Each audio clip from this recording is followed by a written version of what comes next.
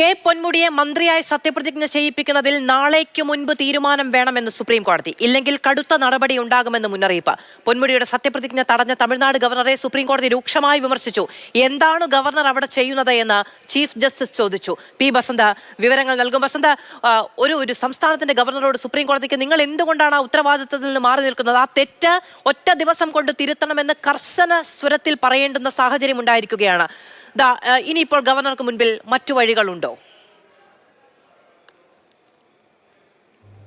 അത് നാളെ ഒരു ദിവസം മാത്രമാണ് സുപ്രീം കോടതി ഇപ്പോൾ തമിഴ്നാട് ഗവർണർ RN രവിക്ക് നൽകിയിരിക്കുന്നത്.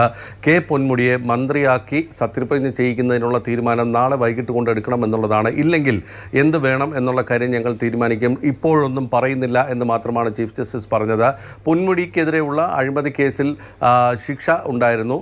ആ ശിക്ഷയും അതോടൊപ്പം തന്നെ കുറ്റക്കാരനെന്നുള്ള കണ്ടെത്തലും സ്റ്റേ ചെയ്തൊരു പശ്ചാത്തലത്തിലാണ് പൊന്മുടിയെ വീണ്ടും മന്ത്രിയാക്കണമെന്നുള്ളൊരാവശ്യം DMK മുന്നോട്ട് വെച്ചത്. പക്ഷേ രവി, അതായത് തമിഴ്നാട് ഗവർണർ, ഇത് ഭരണഘടനാ വിരുദ്ധം എന്ന് വ്യക്തമാക്കിക്കൊണ്ട് അത് തടയുകയായിരുന്നു. ഇതിനെ തുടർന്നിട്ടാണ് തമിഴ്നാട് സർക്കാർ സുപ്രീം കോടതിയെ സമീപിച്ചത്.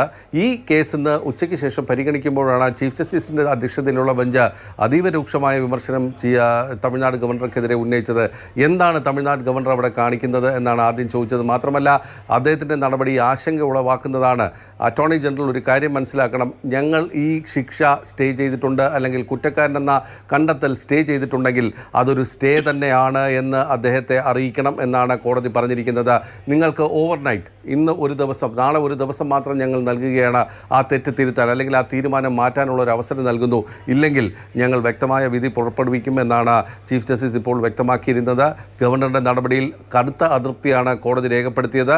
ഈ നടപടി അംഗീകരിക്കാൻ കഴിയില്ല എന്ന് തന്നെയാണ് ചീഫ് ജസ്റ്റിസ് പറഞ്ഞത്.